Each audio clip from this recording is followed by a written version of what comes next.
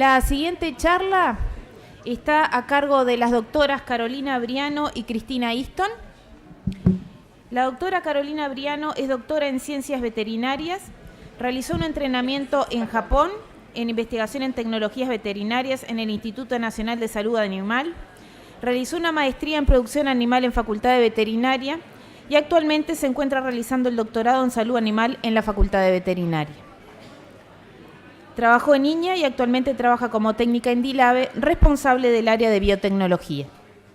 La doctora Cristina Easton también es doctora en Medicina y Tecnología Veterinaria, con una maestría en Salud Animal en la Facultad de Veterinaria de la Universidad de la República.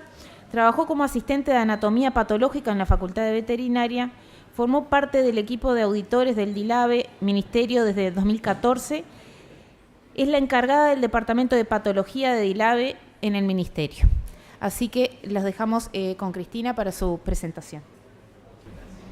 Bueno, buenos días a todos. Yo voy a ser la encargada de presentar esta presentación porque mis compañeras que están ahí me acompañan, me mandaron a mí, pero cuando vengan las preguntas van a estar abiertas a Carolina, que como la presentaron, se encarga de la parte de biología molecular en este tema, y la doctora Florencia Piruccioni, que trabaja en patología conmigo en DILABE Montevideo, y está desarrollando la parte de serología en el caso de Neospora.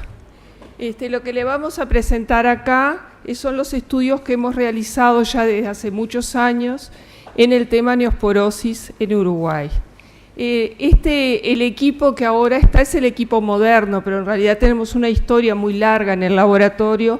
Hace muchos años que estamos trabajando en este tema y ahora los representantes ahora de encarar este tema somos nosotras tres.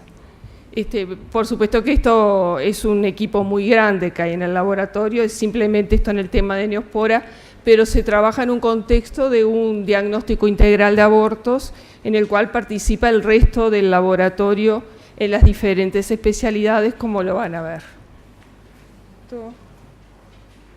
Bueno, como ven ahí, los estudios en patología bovina los hemos encarado desde 1999 y en todos estos años hemos trabajado alrededor de 1.650 brotes de abortos, en los cuales ven la distribución que hemos ido aumentando la cantidad de casos por año hasta estacionalizarlos un poco, con algunos picos y diferencias por años que van a ver.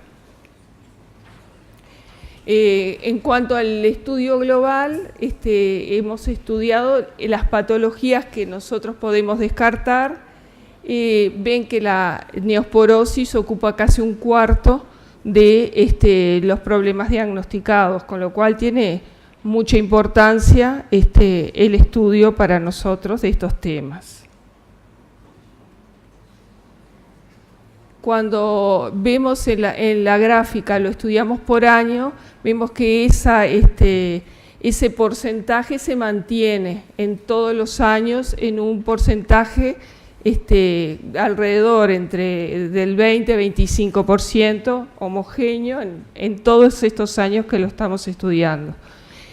Esto tiene importancia también porque la neospora se da en una edad gestacional que no es tan fácil la remisión porque muchos fetos se pierden cuando se trabaja en condiciones de ganado de carne, cuando solo se encuentran fetos grandes. Sin embargo, esto es tanto ganado de carne como ganado de leche, y los diagnósticos son, por supuesto, es más sencillo en ganado de leche porque por la cercanía y porque la vaca está todavía en el tambo cuando aborta, pero se mantiene los mismos porcentajes. La neosporosis a nivel mundial, bueno, como todos saben, es un protozoario de género Amicomplexa que se diagnosticó como causante de abortos en 1989 por Dubey, y se considera por muchos autores una de las etiologías más importantes en cuanto a las pérdidas con respecto a los abortos. Cuando se hace el estudio de pérdidas económicas directamente, que claramente no es mi tema, pero sí encuentran que es por muchos factores, como ahí se detallan, que las pérdidas se hacen muy importantes y se ponen cifras millonarias en dólares, lo que realza la importancia de esta enfermedad para estudiarla y tratar de establecer métodos de control. En cuanto a al Uruguay, el primer dato que se tuvo es en 1997, Barber hace un relevamiento de los perros de estancia y encontró una presencia de un 20% de animales positivos, siendo, y más en esa fecha, el canino uno de los factores importantes en lo que es la diseminación de la enfermedad. En DILABE, en el 99, con un equipo conformado con el doctor Pisorno, el doctor Bañales, la doctora Polié y yo trabajamos en el 99 y pudimos hacer el primer diagnóstico en DILABE, que además estábamos apoyados en ese momento con un proyecto JICA,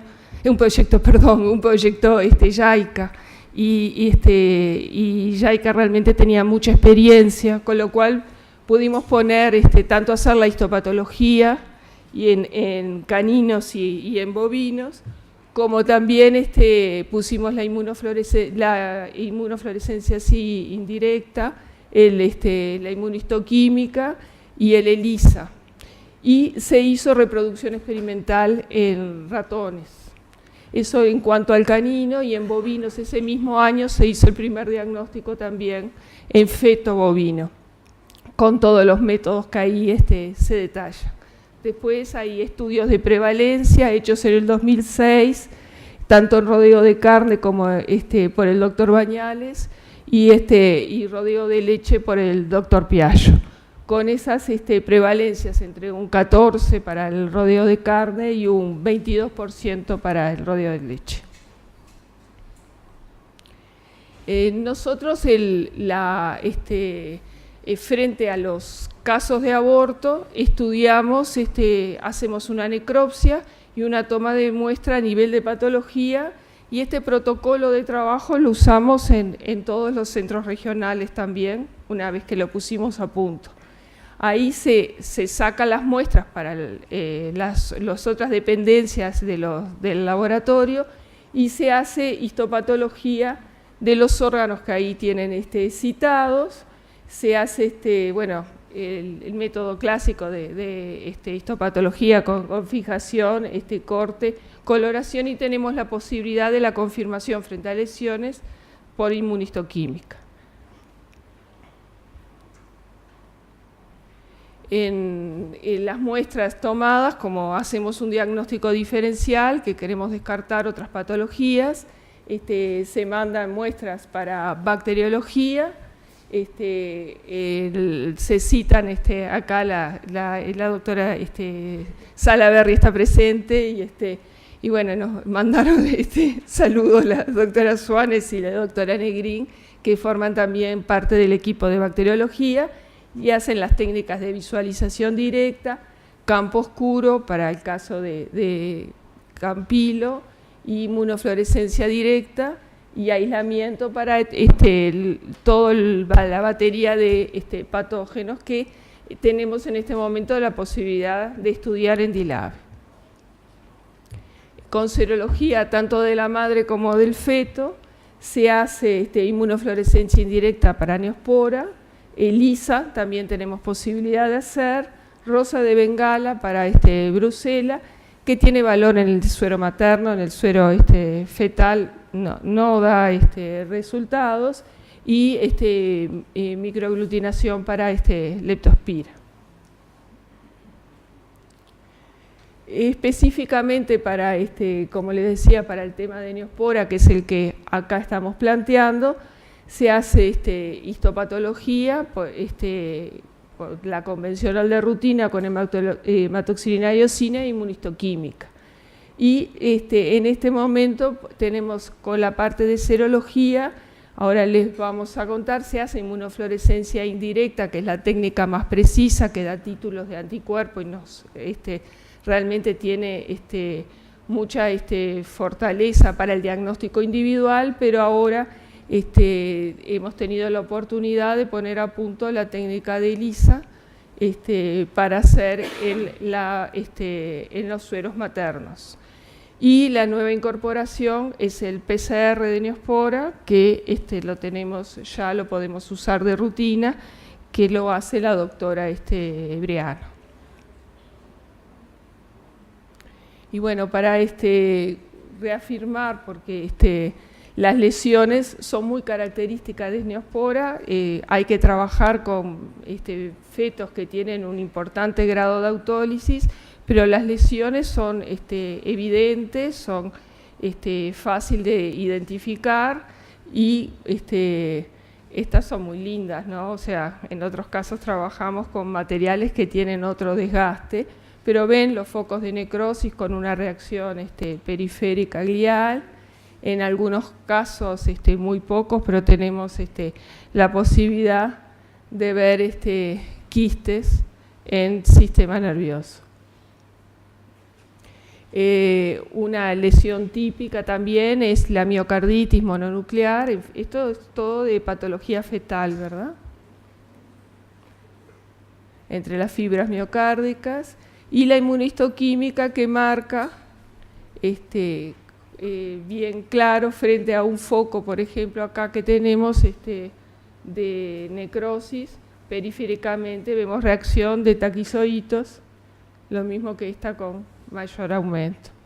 Estos son los casos que nosotros hemos manejado rutinariamente durante todos estos años en el laboratorio, con lo cual nosotros llegábamos a la conclusión que los abortos se producían en forma aislada, de forma endémica y de forma esporádica, o sea que no era producto de gran alarma, había un aumento del porcentaje de abortos esperados en los casos que nos habían remitido, no alarmante el volumen de abortos. Esto, como nada es estático, esto cambió en mayo de 2007, donde hubo una consulta a la DILABE por un problema de una gran cantidad de abortos concentrados en el tiempo. Se dieron todos en el mes de mayo y la verdad que las cifras eran alarmantes. Esa mesa llena de abortos era diario durante un mes, o sea, y ven que había una gran variación en el tamaño de los fetos, si bien estaban dentro del mismo espacio temporal de la gestación. La consulta eran en un establecimiento con animales estabulados que tenía una alta dotación y presentó un 35% de abortos en las categorías de animales que estaban divididos en cuanto al tiempo de gestación. Estos animales eran los que estaban con una gestación que iba de los 4 a los 7 meses. De esos, que eran alrededor de 2.700 animales, tuvieron en el correr del mes 900 abortos, lo cual realmente era muy alarmante. Como dije, los abortos estaban entre los 4 y los 7 meses y todos concentrados en un periodo no mayor de 20 días, 25 días. La característica de los abortos es como ven ahí, los fetos no tenían, si bien no estaban expulsados inmediatamente, no eran abortos con demasiada autólisis, sí tienen esas características, por ejemplo, que el cerebro es que es un material muy importante para el diagnóstico, tenía ese aspecto de licuado que lo que remarco es la necesidad de siempre tratar de procesar las muestras y no desecharlas, porque aunque parezca que no está en condiciones, después da unas lesiones muy características y muy orientativas del diagnóstico. Bueno, las lesiones que encontramos fueron los focos de necrosis. Estas son fotos de esos casos y vieron que no hay gran diferencia con las fotos clásicas. La miocarditis, la miocarditis mononuclear en pulmón, a ver si en pulmón se observaban, es un pulmón poco desarrollado de un feto chico, se observaban focos de necrosis, y en hígado llamaba muchísimo la atención también grandes focos bien marcados de necrosis. Estas lesiones que son, si bien las principales, habían lesiones de este tipo en otros órganos, pero estas fueron constantes en 19 fetos que estudiamos del establecimiento. Todas la tenían. Bueno, se le hizo inmunistoquímica y acá ven pequeños taquizoitos asociados a los focos de lesiones y acúmulos de taquizoitos en macrófagos en las muestras de hígado. Los resultados de los estudios realizados en este establecimiento, este es del caso que les conté de mayo de 2017, las lesiones eran lesiones de etiología infecciosa compatibles con una neospora. La inmunistoquímica fue positiva, se hizo inmunofluorescencia en sueros fetales y gran parte dio anticuerpos en suero fetal. Eran fetos chicos, ¿no? Fetos, algunos de menor de 5 meses, con lo cual podían no tener capacidad de producir anticuerpos específicos, pero muchos los tuvieron. Se hizo inmunofluorescencia en el suero de vacas abortadas. No teníamos bien en las condiciones de este establecimiento la conexión si los sueros de las vacas eran muy asociadas con el aborto, si eran exactamente la madre de los fetos que trabajamos, que es un poco el protocolo de como siempre queremos trabajar, que asociar el suero materno con el feto. En este caso, por condiciones de la forma de cría, eran vacas que sabíamos que eran abortadas y se encontraron que 17 de esas 19 sueros dieron títulos de inmunofluorescencia positivos con títulos altos, ¿verdad? Por arriba de 1 en 800. Después se hizo también ELISA. ELISA se hizo con una ELISA comercial, y se encontró que de 360 sueros bovinos, el 82% dio títulos positivos, 11% dudosos y solo 9 dieron negativos.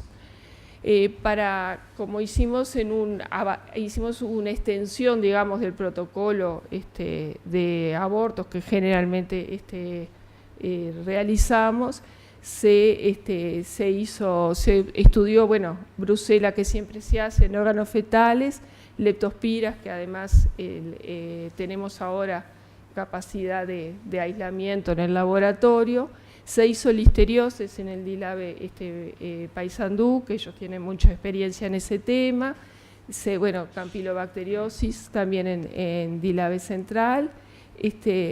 Herpes, IBR, se hizo en el laboratorio de virología, creo que se hizo un ELISA antígeno en este caso.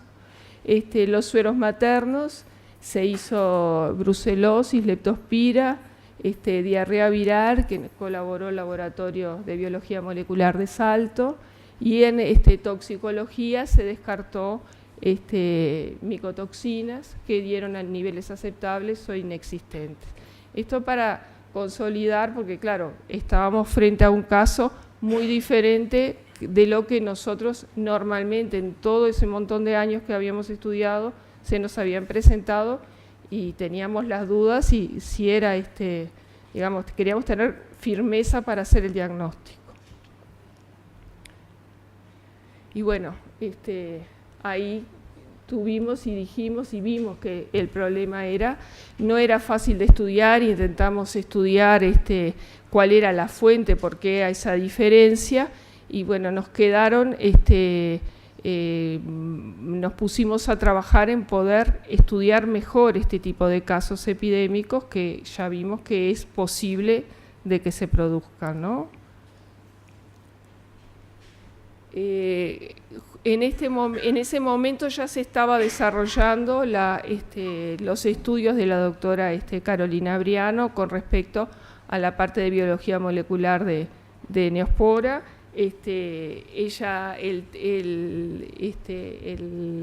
Su tesis de doctorado, el título es La caracterización genética de las neosporosis canina en fetos bovinos. Nosotros ya habíamos tenido la previsión de haber tomado muestras y conservado para que ella pudiera desarrollarlo, y sumado a este caso vino bien para aumentar la cantidad de muestras y poder estudiar. Ella ya tenía implementado el PCR para diagnóstico, y estaba ya avanzado, y ahora más, en los temas de estudiar las poblaciones genéticas por microsatélites, y hacer estos son los temas de la tesis de la doctora, que hace el análisis genético entre cepas diagnosticadas y las reportadas internacionalmente, que esto está también en marcha, digamos, está bastante avanzado. Y después se plantea investigar el patrón geográfico y el espacio temporal y determinar la sucesión en los sistemas productivos y en los tipos de brote. Esta es una foto de un diagnóstico positivo donde está el marcador molecular, tiene una muestra, un control, una muestra negativa, y la muestra positiva, que es una muestra problema, y los controles negativos y positivos.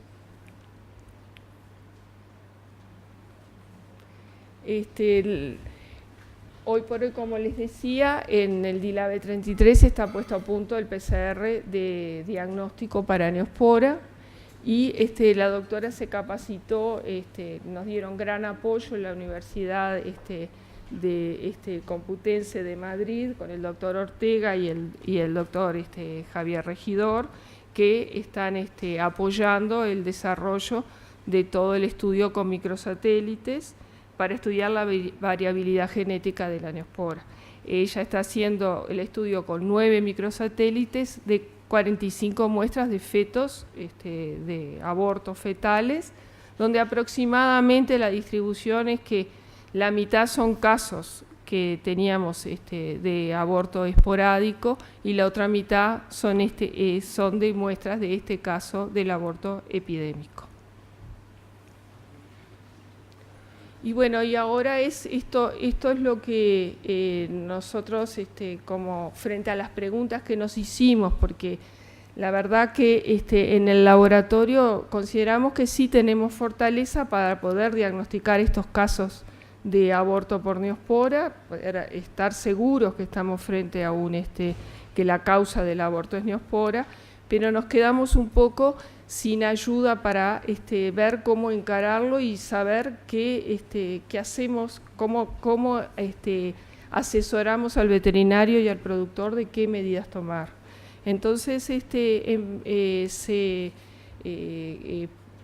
decidió poder hacer un ELISA in-house, que fue gracias al apoyo también de la Universidad Complutense de Madrid, que el doctor Ortega, que visitó el Uruguay, nos invitó a poder entrenar. Se entrenó la doctora Piruccioni, que estuvo también el año pasado en la universidad, y ella desarrolló, digamos, aprendió a usar esta técnica, a interpretarla, y ya está en este momento puesta a punto acá en DILABE, y la idea bueno, esto lo está usando realmente para hacer un trabajo para estudiar el caso del aborto epidémico, pero como ahora van a ver, da para poder distinguir, diferenciar el tipo de presentación, y entonces nuestra idea es seguir trabajando en este tema.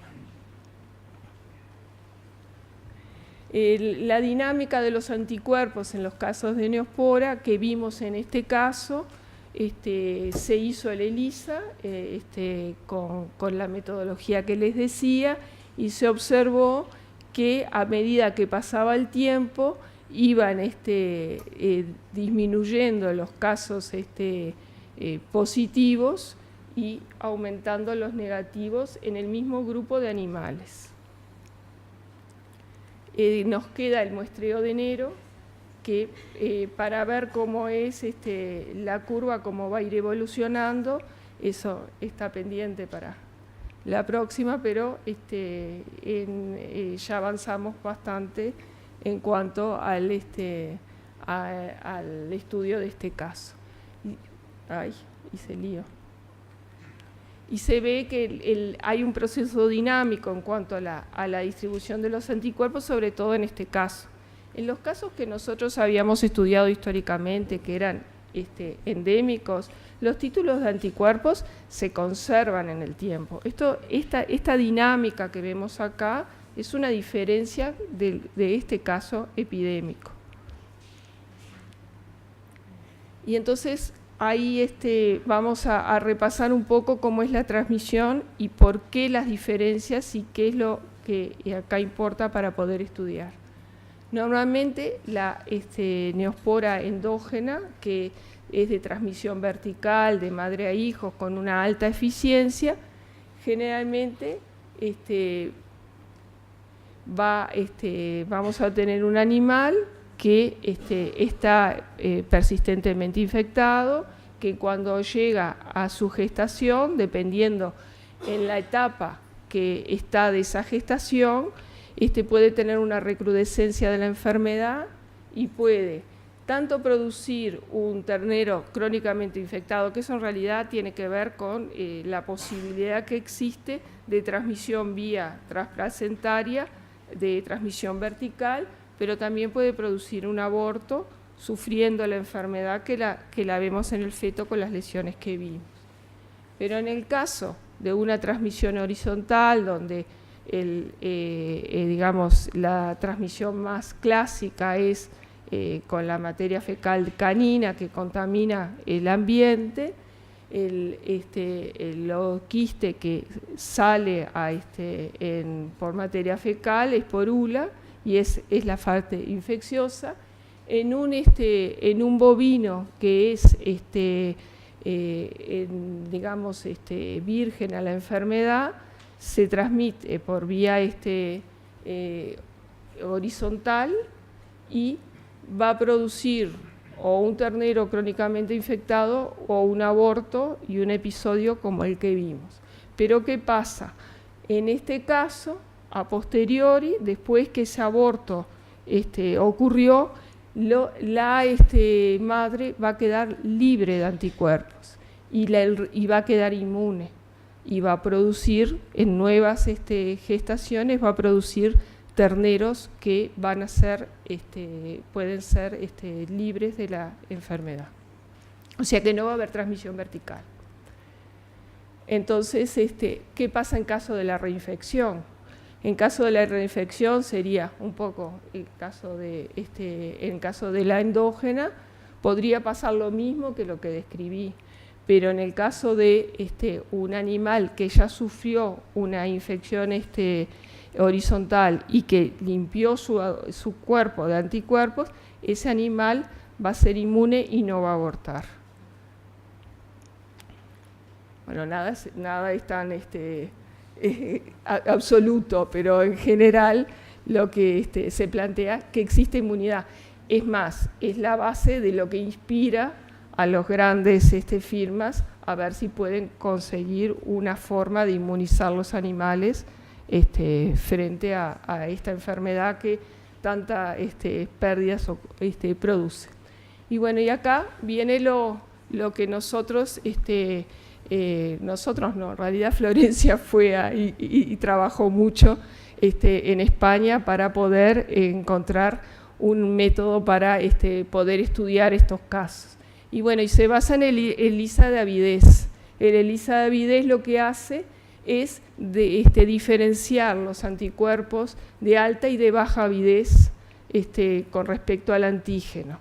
Y la diferencia es que en fases agudas los anticuerpos son de baja avidez y en fases crónicas es de elevada avidez. Entonces ella hace el estudio de estos casos para diferenciar si estamos frente a una infección crónica o una infección aguda, porque la dinámica después de eso va a ser diferente y entonces las medidas de control para emplear también van a ser diferentes.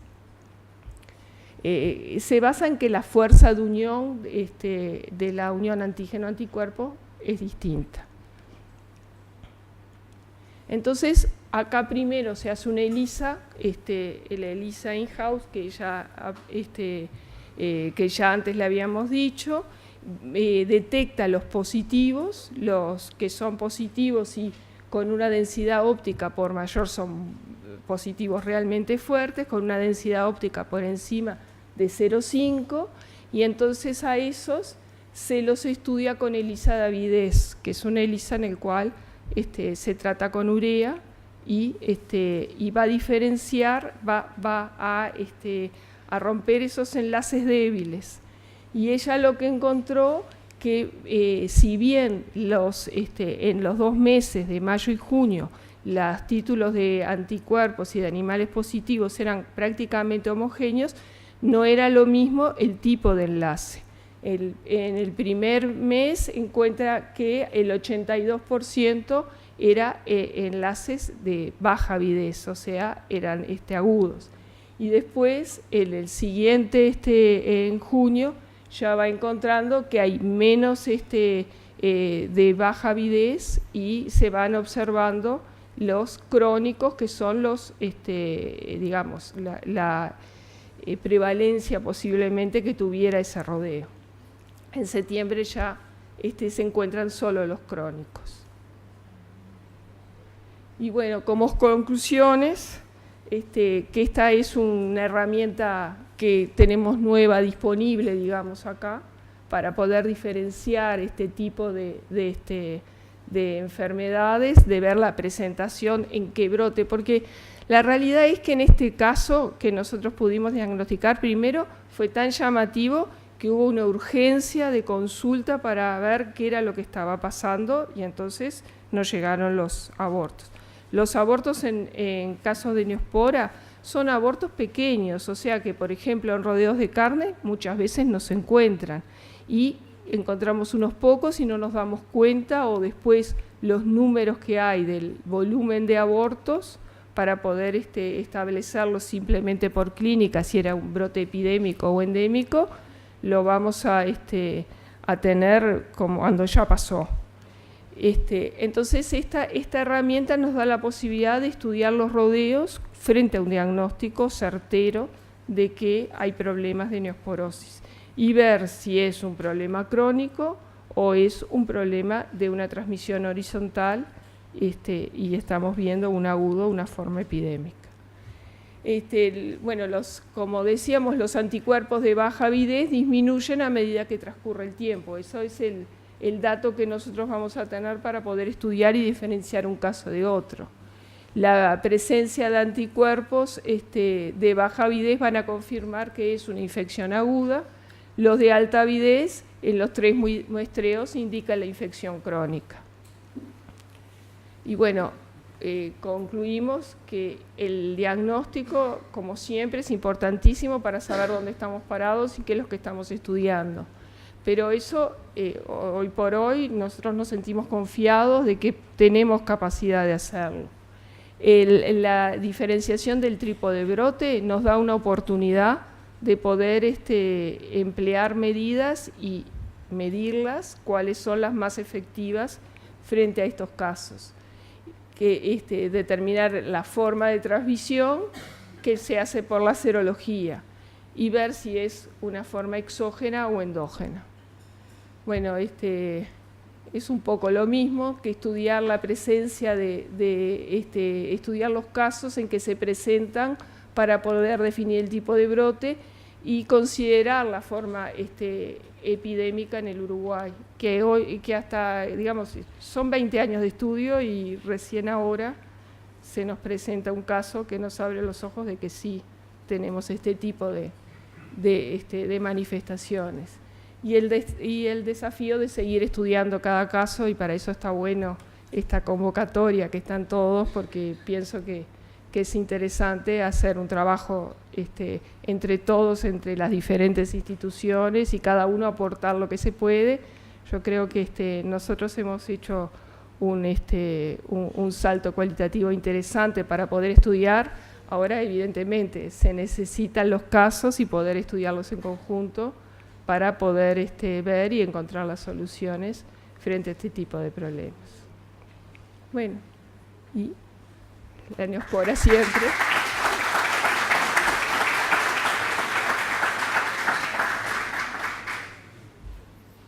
Gracias, Cristina. La verdad que muy bien los tiempos, impecable. La verdad que muy interesante los resultados y el trabajo que están haciendo Carolina y Florencia. Yo no sé si hay preguntas en el auditorio. Capaz que yo empiezo por una. En el foco que se les presentó de abortos, ¿fue un caso en ganado de carne o de leche? De leche. De leche. ¿Y el origen, digamos, pudieron confirmar de que los perros fueran la fuente de contaminación? No, porque en realidad eso fue lo que nos abrió más la cabeza, de que los pobres perros no son siempre los culpables, porque además tenemos que tener en cuenta que los perros es una diseminación esporádica, que si bien contamina mucho, no es durante todo el tiempo. En este caso era un tambo que era muy grande, muy, digamos, muy profesional, donde había enormes cantidades de alimento y se suponía que perros no había, pero todos sabemos que los perros son más que nosotros, así que podría haber una contaminación en el origen de repente de algunos de esos animales. Después había el agua, es algo que de repente nunca lo pensamos, pero puede ser una fuente, porque había sistemas muy modernos de lavado, porque eran animales estabulados, eventualmente podría llegar a estar ahí. No lo pudimos determinar porque tampoco tenemos forma hoy por hoy de determinar. De repente eso es algo que queda en las posibilidades de futuro de seguir estudiando. Siempre queda que la alimentación, porque al ser tan concentrado en el tiempo, fue tan concentrado, y a todos los animales era un establecimiento donde se los dividía por etapa de la gestación, y a todos se les daba la alimentación un poco regulada, seguramente por el tipo de requerimientos, pero era el mismo origen con otra concentración. Y justamente los animales que estaban susceptibles, que eran los que estaban entre 4 y 7 meses, como dije, que estaban casi todos en un solo tinglado, digamos, que era donde estaba, fueron los que tuvieron esta explosión de abortos. Apenas, porque se iban moviendo según la etapa de gestación, apenas llegaron a haber abortos en algún otro, seguramente que se habían infectado en el primero, ¿no? Que era simplemente porque ya los de 7 meses de repente estaban de 4 a 6 y de repente los de 7 estaban en algún otro, pero prácticamente estuvo concentrado. Da que pensar de que tiene que ser algo que todos juntos tuvieron la oferta. Y lo lógico es pensar que estuviera la alimentación, pero no tenemos cómo determinarlo. Lo que queda también, que ahora se da mucha importancia a tanto pájaros o roedores como reservorios, que son productos de presa, de depredación, de carnívoros, y bueno, pero esto es todo teórico. ¿no? Realmente es todo teórico. Yo creo que lo importante es establecer estas cosas porque de repente en esas condiciones el poder ver cómo es la dinámica de las diferentes formas de presentación, bueno, en esta hay algo para hacer, incluso algo curioso, digamos, después nosotros somos científicos y no pasamos cuenta, o sea, todos los contadores lo que hicieron fue los animales abortados se fueron y ya vieron que en realidad son los que van a quedar con cierta inmunidad frente a otro episodio como este. También esto es producción, o sea que se tiene que ver si vale la pena, pero los que se descartaron, incluso nosotros el estudio que estamos haciendo fueron los que logramos que no los descartaran para tenerlos y estudiarlos en el correr de los meses. Todo esto es parte de una forma de ver y de hacer cálculos, porque digo, está bárbaro liberarse de la enfermedad, de repente económicamente no sirve. Y eso es todo para estudiar.